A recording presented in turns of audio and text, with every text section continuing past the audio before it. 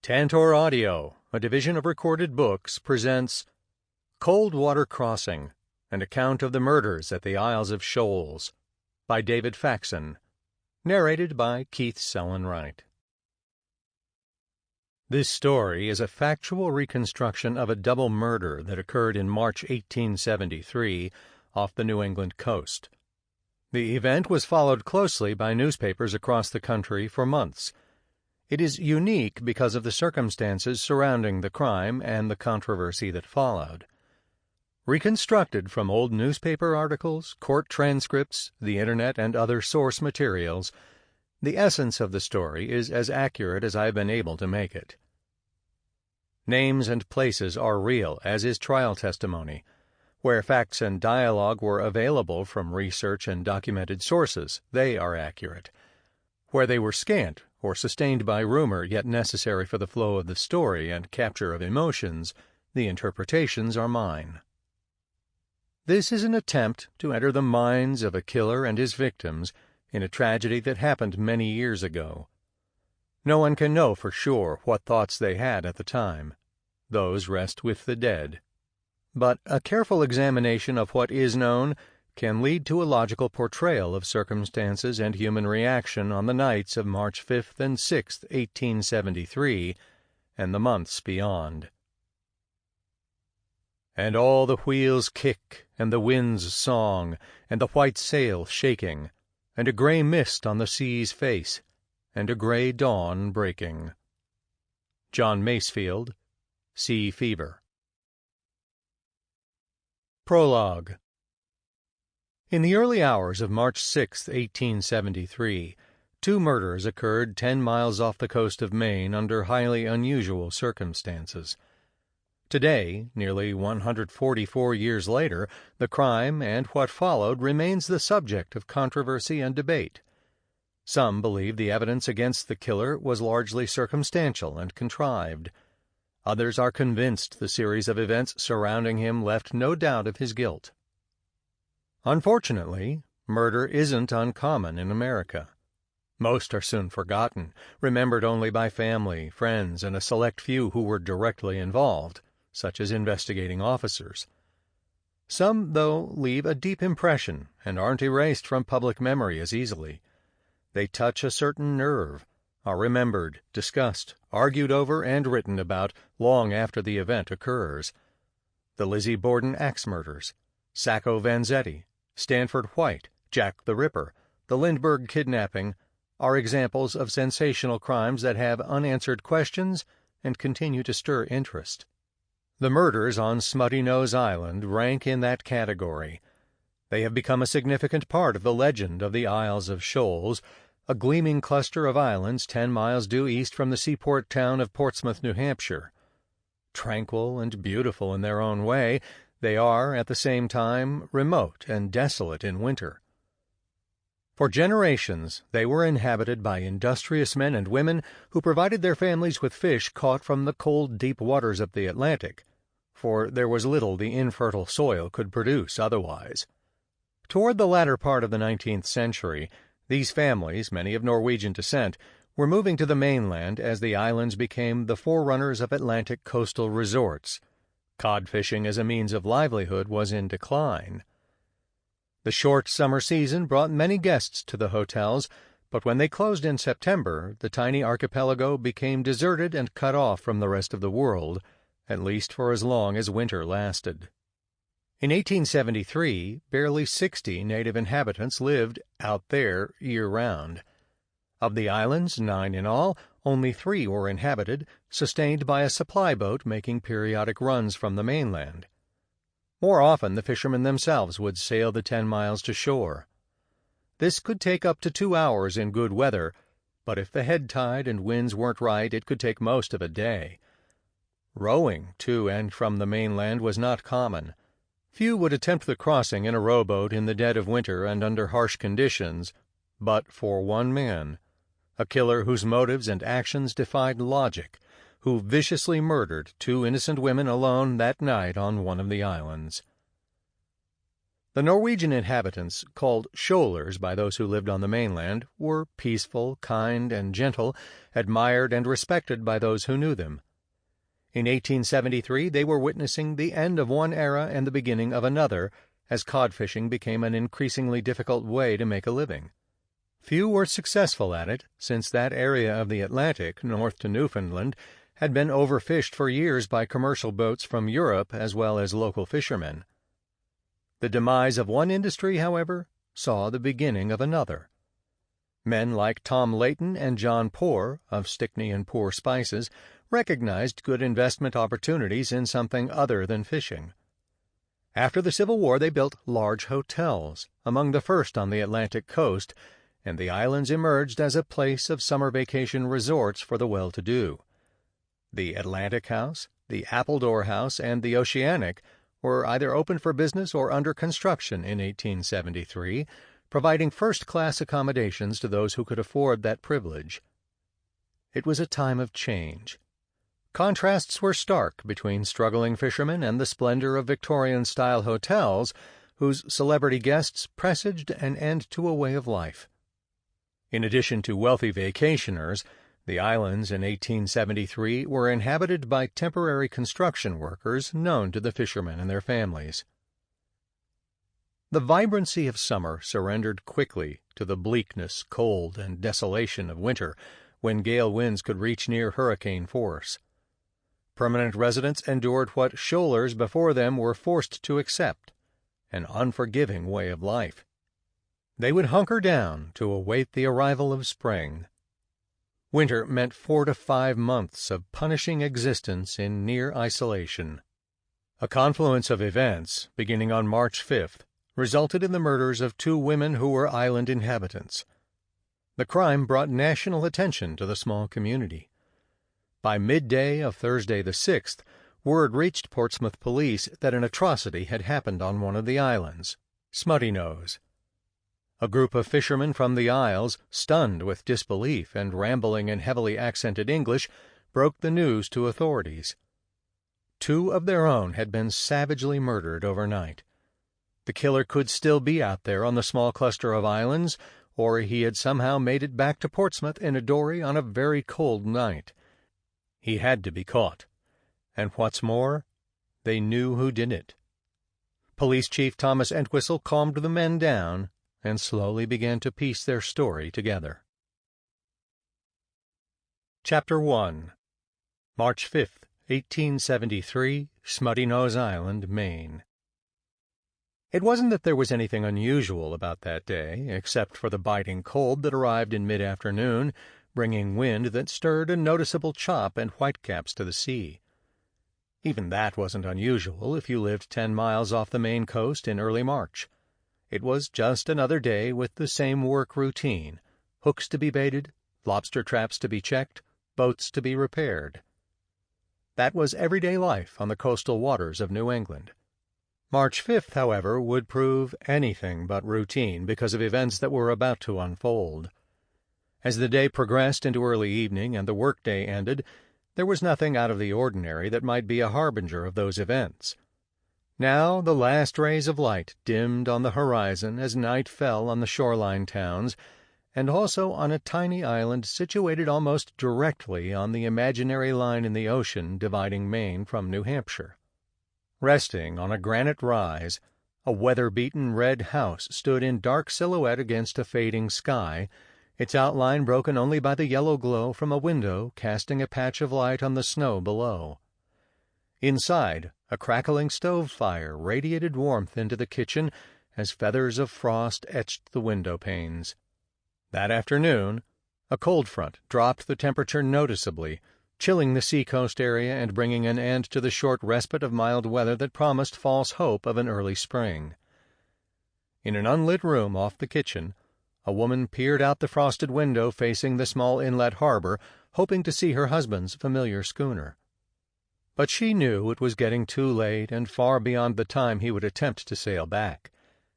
She couldn't remember the last time he sailed home after dark, and thought it unlikely he would make it by nightfall.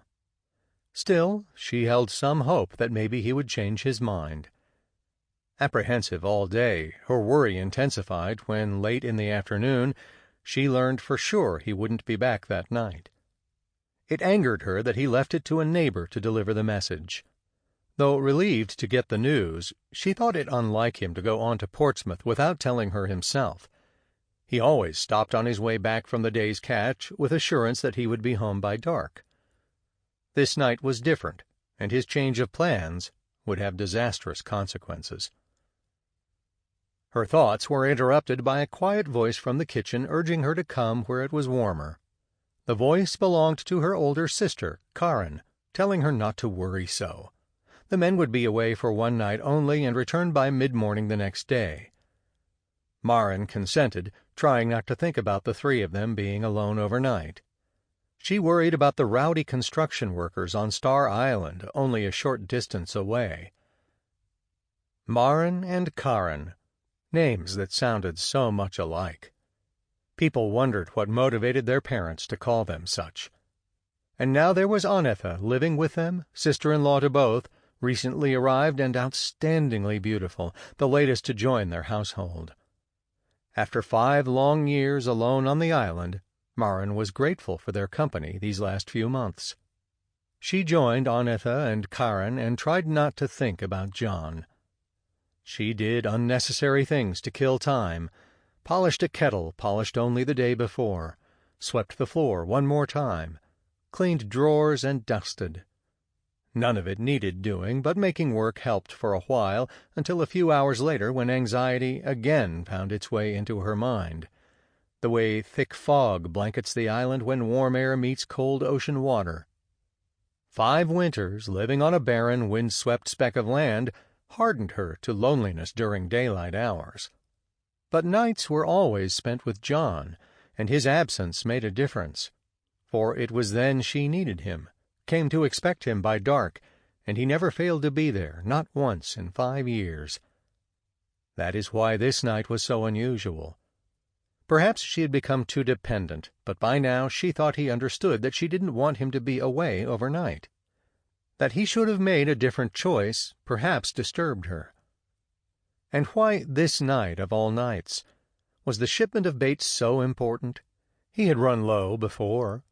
Couldn't it have waited until morning?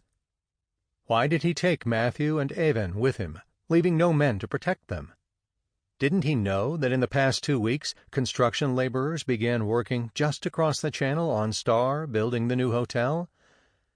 Now she was aware of strangers on the nearby island. This made her uncomfortable, since it was only a short distance by rowboat. Her mind searched for rational explanations to explain her husband's unexpected behavior. Maybe he thought she felt safe with her sister and sister-in-law there. After all, it wasn't like she was alone anymore. This was something new after spending so many days and years by herself. She enjoyed their companionship while he was at sea, and it was a delight to have someone there to ease the abysmal solitude. But without him, night-time enshrouded her like a menacing cloak. She felt vulnerable and fearful. From what, she wasn't quite sure. There was a mysterious feeling about these islands that could be foreboding, and she couldn't quite explain it. Maybe it was the island itself, with all its tragic stories told over and over, until she knew every last one by heart. She hated the long winter nights when Smutty Nose was snow-covered, and she felt like an exiled prisoner sent to a forgotten place with no hope of escape. There were too many endless gray days spent cursing the fog, storms, and cold winds that could erode a woman's spirit until she thought she would lose her mind. Depression was hard to resist, and with it came fear. She had to change her thinking. Spring would arrive soon, and everything would return to normal. But spring seemed so far away. For his part, John was aware of Maren's growing discontent and complied with most of her demands. He couldn't blame her. He brought her there from Norway knowing what it would be like. The incessant isolation would take a toll sooner or later. But what else could he do? They couldn't continue living in Boston's North End. Life there wasn't fit for anyone. He didn't want to leave the women alone, but felt he had no choice. He expected a shipment of bait coming from Boston on the evening train and couldn't chance leaving it in Portsmouth overnight. Someone had to be there to claim it.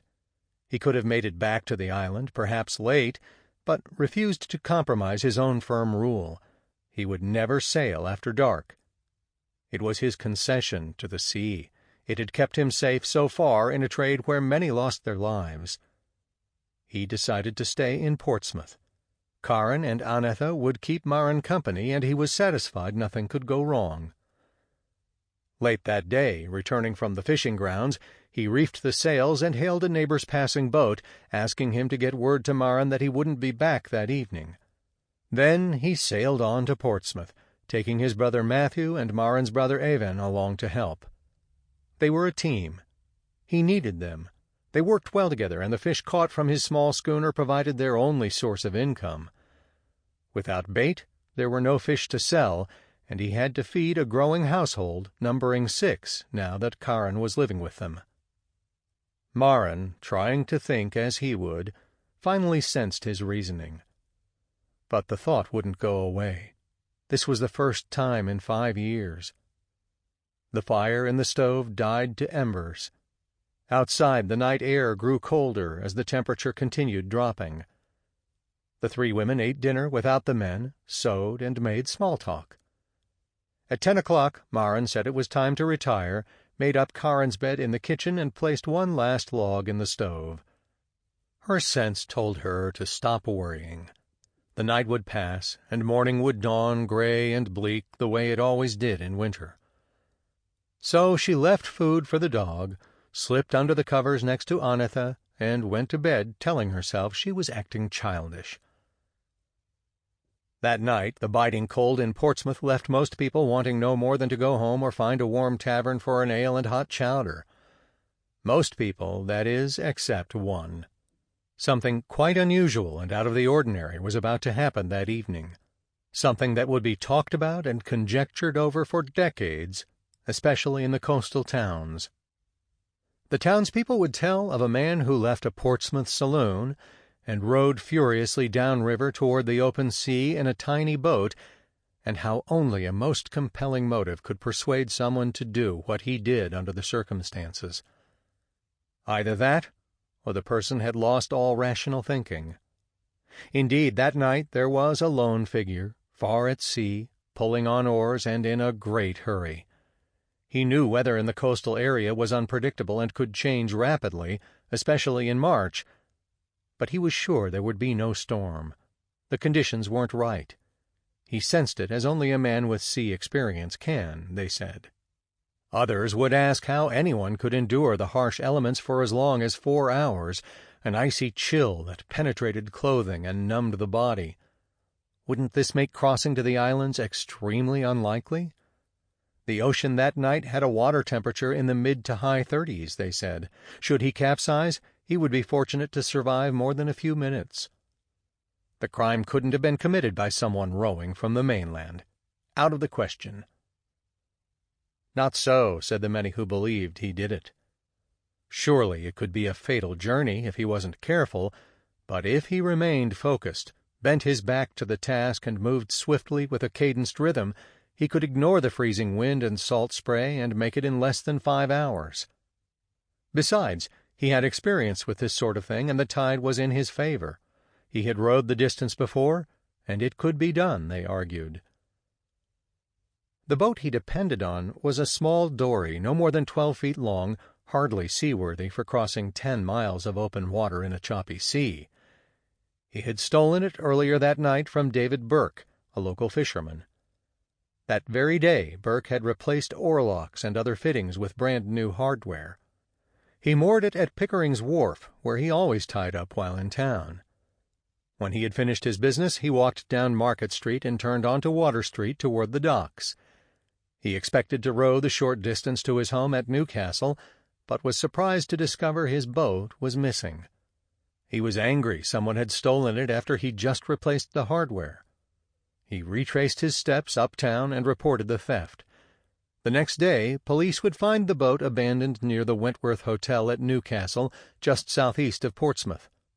The oars, new oarlocks, and fittings installed the previous day showed severe wear, as if they had seen several months' use in a single night.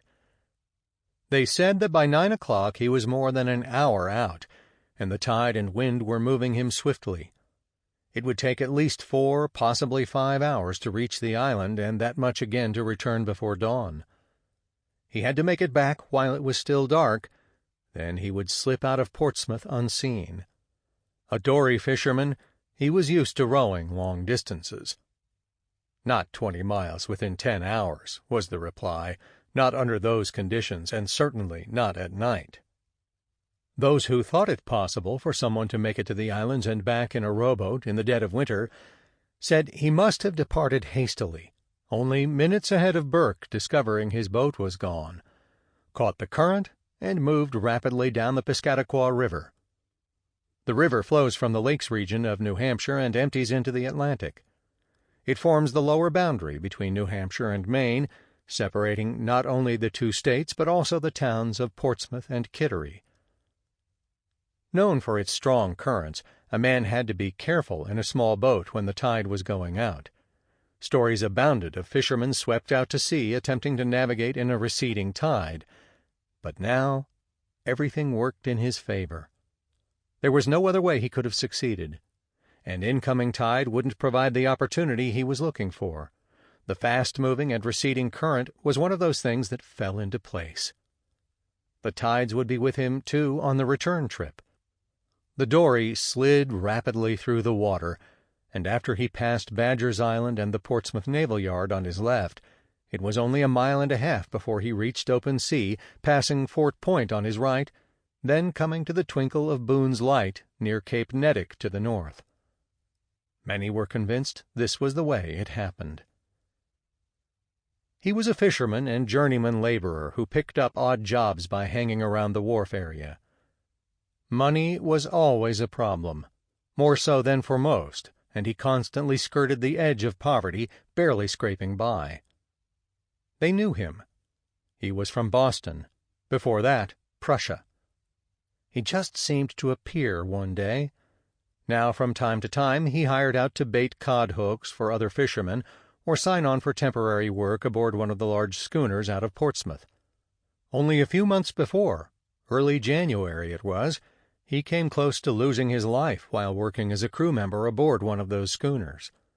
For the first time in a long while he was making steady money, but it was short-lived. One day his ship either got caught in a storm or by a freak accident rapidly took on water and sank. It is thought they were near land when the captain ordered the men to abandon ship. Everyone was on his own to make it to shore in the frothing surf.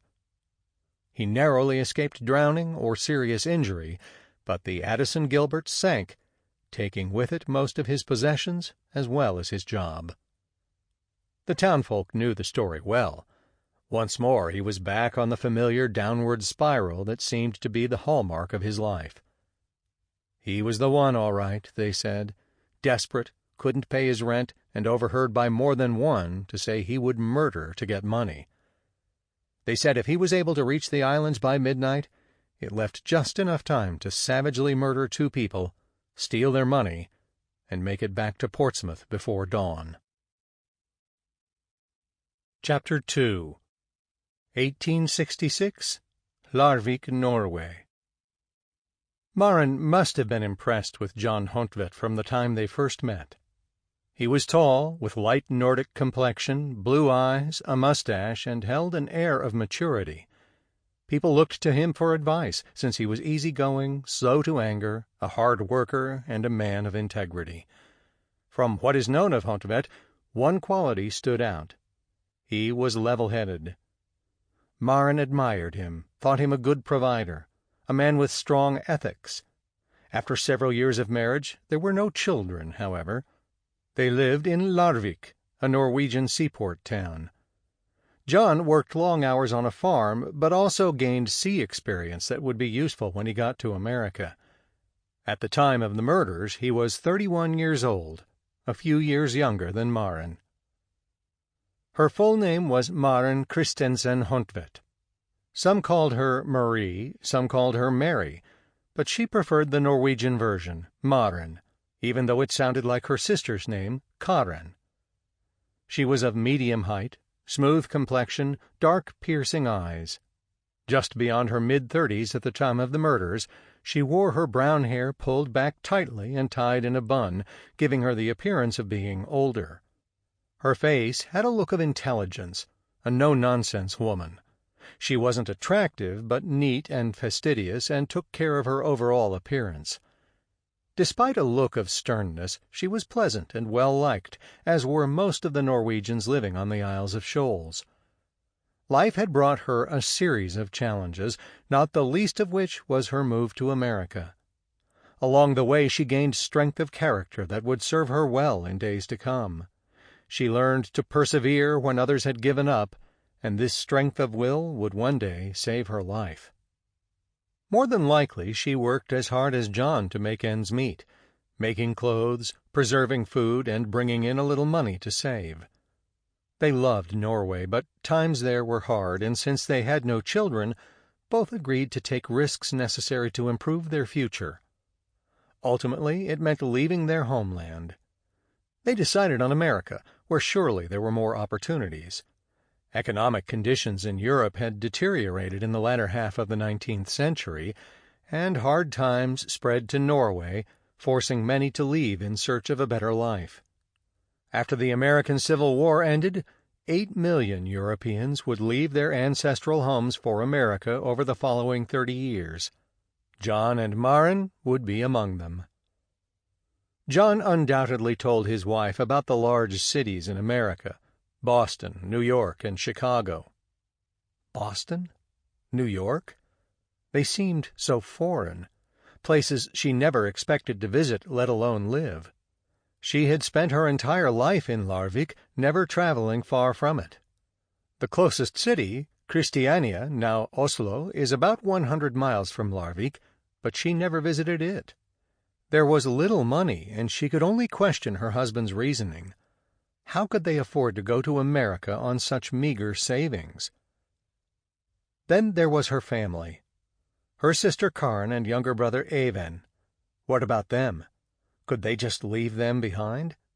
And what about Matthew, John's brother? In the end, they agreed that moving where more opportunities existed offered the best hope. Once John found work and they had their own house, she planned to ask other family members to join them. They would be a family again. It had to be a difficult decision, requiring more nights of discussion before she was convinced there was no other choice. With her assent, they would leave Norway for America and get there as cheaply as possible. That meant buying tickets for third-class steerage and saving money by going only as far as Boston instead of New York. The two would build a foundation for the others, and once settled, they would send for Matthew. Poor emigrants like the Hotveits could barely afford the price of a third-class ticket, valued at about $20 in American money. In the 1860s, it was the equivalent of $150 to $200, a substantial sum for most, and there had to be money left to pay room and board until work could be found. The most common means of sea travel in those days was by packet ship. Most larger vessels going to America would depart from a busy port such as Liverpool. Many Scandinavians, favoring the White Line, left from there. More than likely, John and Maren would board ship in Liverpool. Maren believed in her heart this was the last she would see of her family. At major ports, emigrant departures belied the emotions of those leaving and those left behind. A festive atmosphere was typical and masked the sadness of the occasion. Flags waved, musical instruments played, and songs were sung as those on board waved goodbye for the last time to family and friends. John and Maren had said their goodbyes in Larvik, so no one would have been there to see them off in Liverpool. Even so, they felt the same emotions as did their fellow passengers whose families were present. America in the mid-1860s needed immigrants to build and expand the nation, so entry was fairly easy. The Civil War had ended, and the government's grand plan was to continue the initiative begun by Andrew Jackson 30 years before.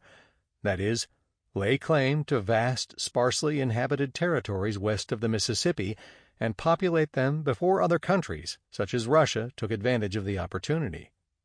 When the Hontvets came to America, Ellis Island didn't exist and wouldn't open its doors for another quarter century.